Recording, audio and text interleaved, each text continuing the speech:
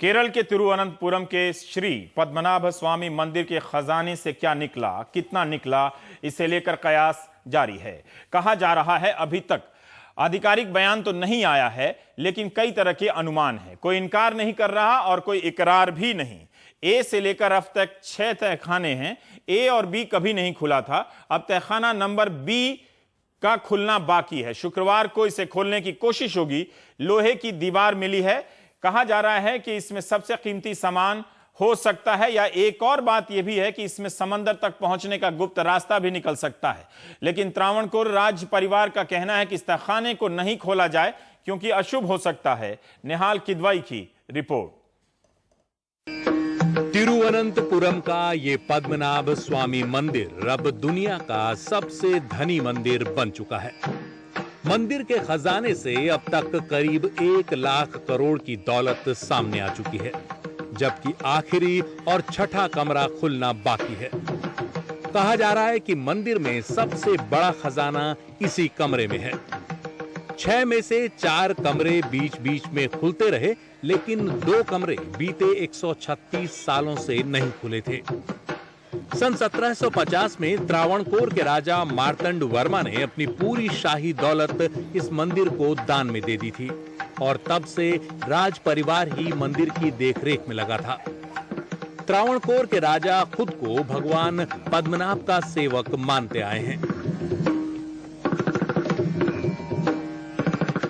किसे पता था कि आदिशेष की शैया पर योग निद्रा में लेटे विष्णु के साथ कुबेर का ये खजाना भी सामने आ जाएगा। अब तक यहाँ जो कुछ मिला है वो देश और दुनिया में खबरों की सुर्खियों में है, और कई राज्यों के बजट का तिगुना है।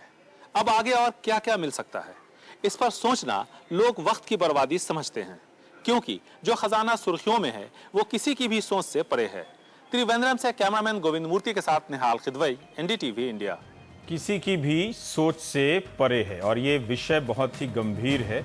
इसलिए हमारे आज के पैनल में 4 लोग तो केरल से ही हैं। Professor K. N.. पणिक्कर तिरुवनंतपुरम से हमारे साथ ज्वाइन कर रहे हैं, और सनल एडमरुकु साहब हैं हमारे साथ। वो भी केरल की पैदाइश है लेकिन पले बढ़े दिल्ली में हैं।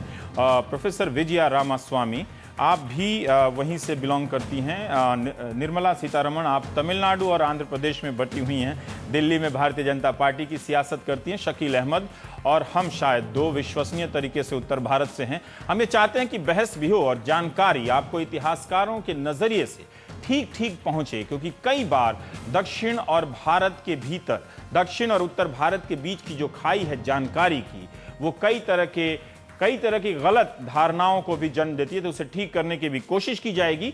हमारा सवाल है आज का प्राइम टाइम डिबेट का कि एक बार हम फिर से उसे देख लें कि इस तहखाने में जो खजाना मिला है, प्राइम टाइम डिबेट का है, पद्मनाभ स्वामी मंदिर के खजाने पर किसका नियंत्रण होना चाहिए, और दूसरा सवाल है कि इसका क्या होना चाहिए। क्या गरीबों में बांट देना चाहिए या फिर इतिहास के दर्शन के लिए रखना चाहिए।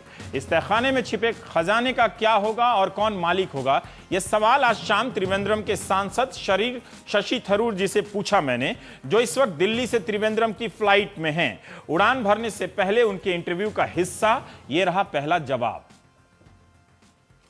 देखिए, बात यह है कि ये सब तो सुप्रीम कोर्ट के सामने है। अंतिम निश्चय तो हमारी जुडिशरी तो करने वाले हैं, लेकिन मेरे मन में ये हर समय हमारे मन में रखना चाहिए कि ये जो ऑफरिंग्स दिए हुए हैं हमारे मंदिर में, ये तो भगवान के लिए दिया हुआ है। लॉर्ड पद्मनाभा का मंदिर है, और ये जो शहर है तिरुवनंतपुरम, वो तो अनंत पद्मनाभन का शहर ही है।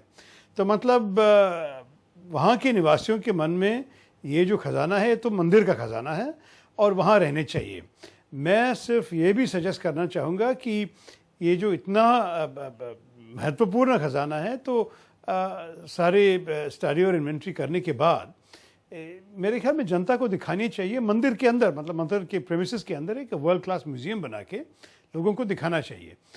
सिक्योरिटी तो सरकार की जिम्मेदारी है। एक मंदिर में तो वैसे सिक्योरिटी फोर्सेस होते नहीं हैं, लेकिन इतने महत्वपूर्ण फाइंड है ये खजाना। लोग कह रहे हैं कि 1 लाख करोड़ से ज़्यादा वैल्यू है, तो इसलिए मेरे ख्याल में सीरियस सिक्योरिटी करने की जिम्मेदारी हमारे सरकार के ही है।